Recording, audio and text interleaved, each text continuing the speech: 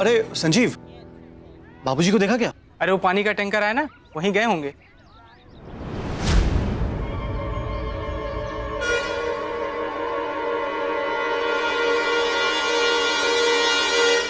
अरे अंधी हो गई हो क्या? दिखाई नहीं दे रहा? हम लोग कब से लाइन में खड़े हैं आगे। तो क्या दीवार की तरह यहीं खड़ी रहोगी? देख नहीं रही हो पीछे कितनी लंबी लाइन लगी है? चलो ना। धक्का क्यों मार रही है? हाँ।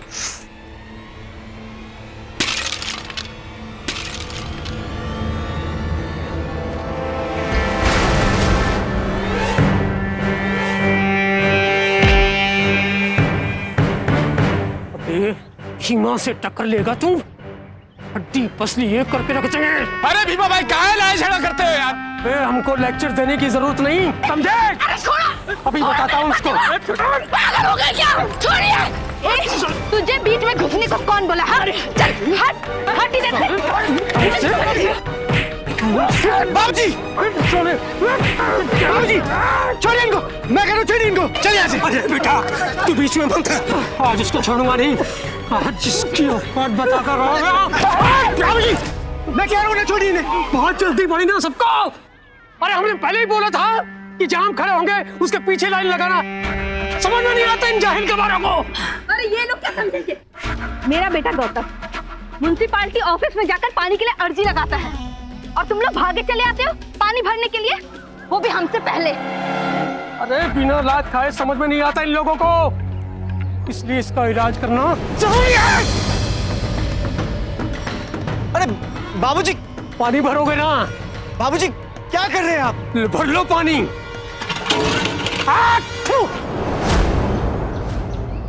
अब मेरा थूका हुआ पियो। अरे घड़ा बाल्टी जो भी भरना है भर के ले जाओ। बाबूजी क्या किया आपने?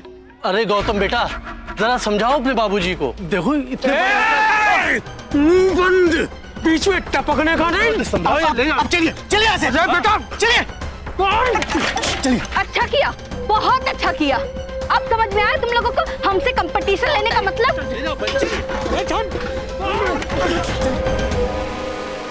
क्या नहीं, घर क्या रहे थे आप लोग?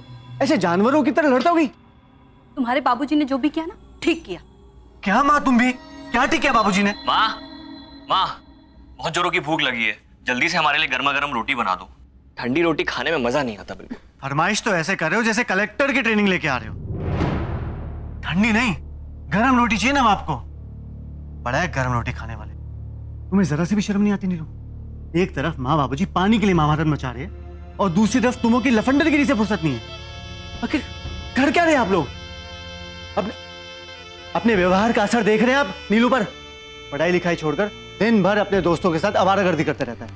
इतनी बार कहा है कि अपना कोचिंग सेंटर है, आके पढ़ाई करो, और अगर पढ़ाई लिखाई नहीं करना चाहते तो कम से कम कोचिंग सेंटर का काम तो संभालो।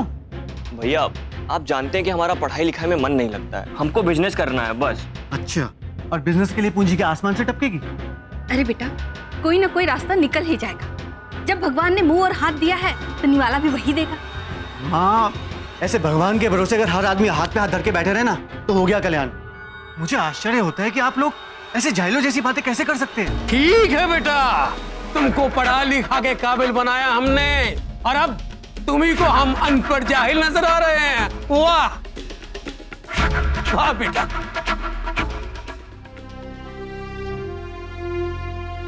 माफ कीजिएगा, मैं शायद गुस्से में कुछ ज्यादा ही बोल गया।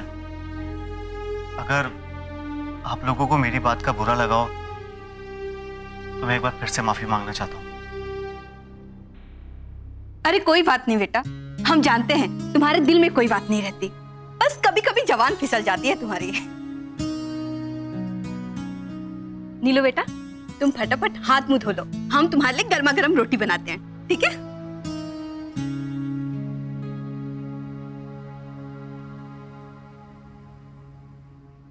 माँ, बाबूजी, दरअसल मैं आप लोगों को एक बहुत जरूरी बात बताने आया था। वो क्या है, मेरे कोचिंग सेंटर में एक लड़की पढ़ती है, पूनम। उसके बाबूजी उसका रिश्ता मेरे साथ करवाना चाहते हैं।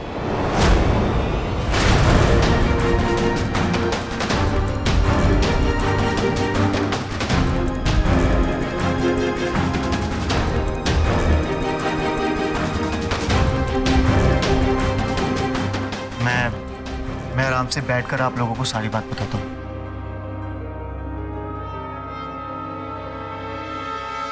अरे ये बहुत आसान है, तुम भी कर सकती हो। ये देखो।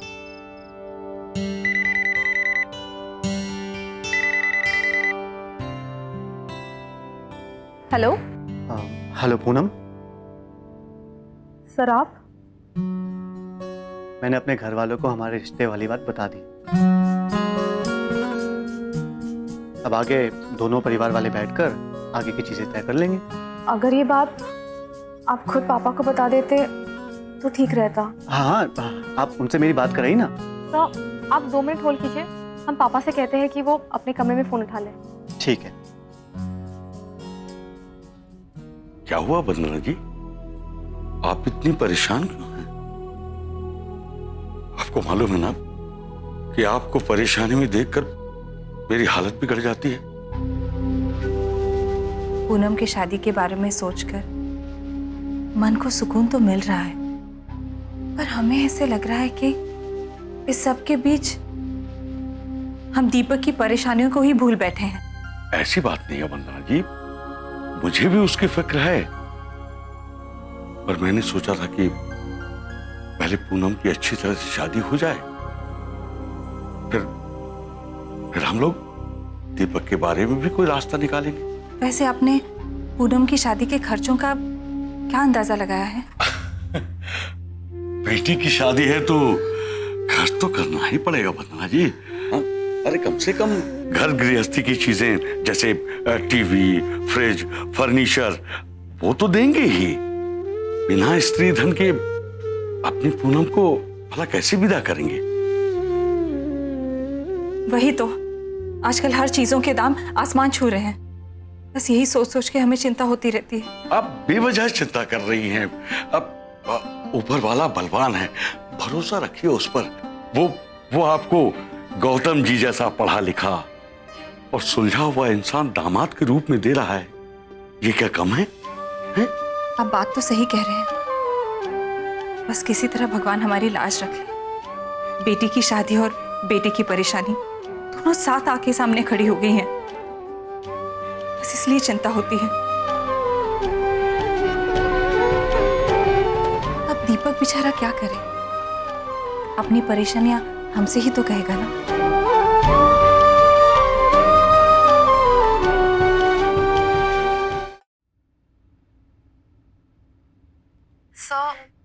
हाँ, वो माँ पापा इस वक्त जरा, मेरा मतलब। क्या हुआ, बिजी है क्या? जी हाँ। कोई बात नहीं, मैं उनसे कल बात कर लूंगा। सो हम उनको बता देंगे, वो खुद आपको फोन कर लेंगे। ठीक है। पूनम,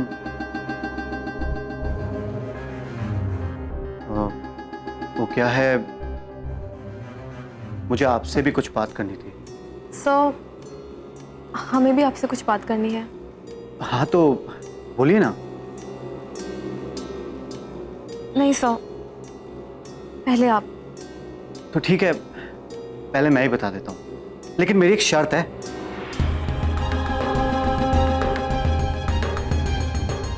शर्त? कैसी शर्त सर? यही कि आप आज के बाद मुझे सर कहकर नहीं बुलाएगी।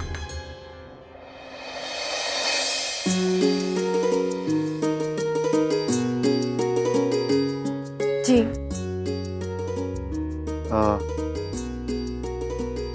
पूनम, कहिए ना। मुझे आपको यह बताना था कि आपके परिवार वाले और मेरे परिवार वाले बिल्कुल अलग हैं। आपके परिवार में सभी लोग पढ़े लिखे हैं, लेकिन मेरे यहाँ ऐसा कुछ नहीं है। कई बार तो कम पढ़े लिखे होने की वजह से मेरे माँ बाबूजी ठीक से बात तक, आप समझ रही है ना? लेकिन मैं इतना जानता हूँ कि वो दिल के बहुत अच्छे हैं। हम आपकी बात समझ गए सर, लेकिन आपको ये सब कहने की जरूरत नहीं थी।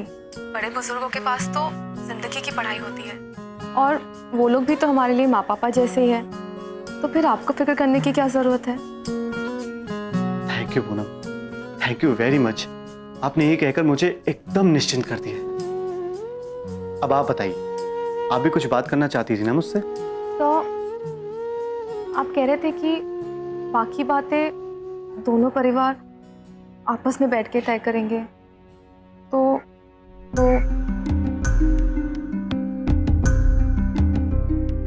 क्या आप लोग? हाँ पूनम, बोली ना, हम लोग क्या? हमारा मतलब है कि कहीं आप लोग एक सेकंड, कहीं आपको ऐसा तो नहीं लग रहा है कि हम कोई डिमांड वगैरह करने वाले हैं? तो हम बस, अगर ऐसा है तो आप उस तरफ से बिल्कुल निश्चिंत हो जाइए। पूनम, मैं एक पढ़ा लिखा इंसान हूं, टीचर हूं, और पूनम मैंने खुद अपनी बड़ी बहन की शादी में दहेज की त्रासदी को सहा है। मैं आज तक नहीं भुला पाया हूं लड़कों वालों की डिमांड की वजह से मेरे माँ बाप कितने बेबस हो गए थे। नहीं पूनम, हम लोगों की तरफ से किसी भी तरह की डिमांड का सवाल ही नहीं उठता है। Thank you sir, thank you. आप सच में बहुत अच्छे हैं। पूनम, मैं इतना अच्छा भी नहीं हूं कि आप बार बार मुझे थैंक यू बोले। और हाँ, आज से सर ना बोलने की आदत डाल लीजिए आप। अच्छा पूनम, फिर कल बात करते हैं। जी बाय। नो दहेज वहेज, वेरी गुड।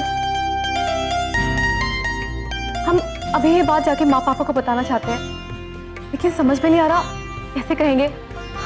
लेकिन अभी के अभी ये बात बताना बहुत जरूरी है।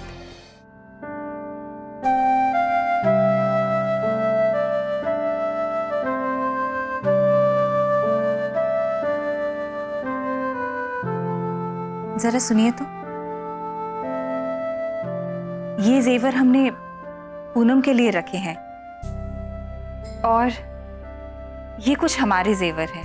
अब हमारी उम्र थोड़ी ना है जेवर शेवर पहनने की। एक काम कीजिए, आप इन्हें बेच दीजिए और इससे जो पैसे आएंगे ना वो पूरे दीपक को भेज दीजिए। नहीं, मैं ऐसा नहीं कर सकता। वंदना जी, मेरी बात को समझने की कोशिश कीजिए।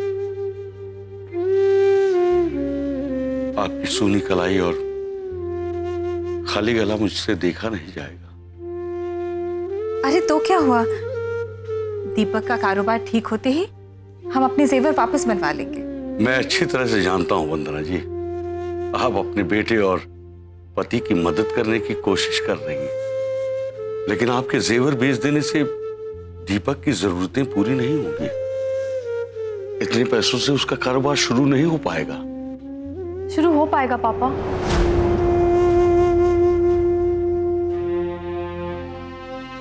पापा, अभी अभी सर से हमने बात की, उन्होंने अपने घर वालों से हमारी शादी की बात कर ली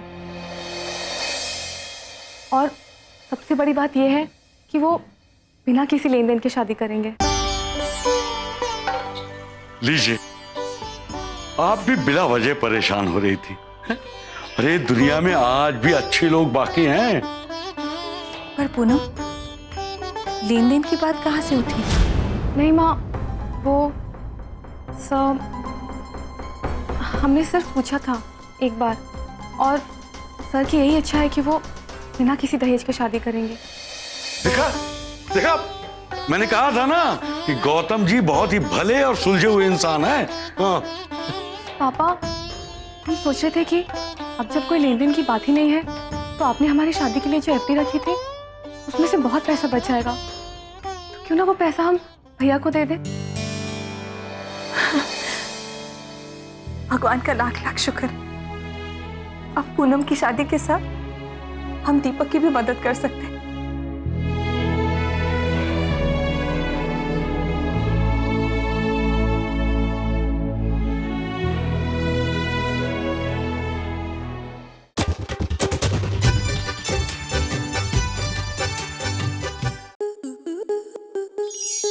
आपके मनोरंजन पर अब नहीं लगेगा कोई ब्रेक। स्टार प्लस के बेहतरीन शोज देखने के लिए लाइक, शेयर और सब्सक्राइब करें स्टार प्लस यूट्यूब पेज को।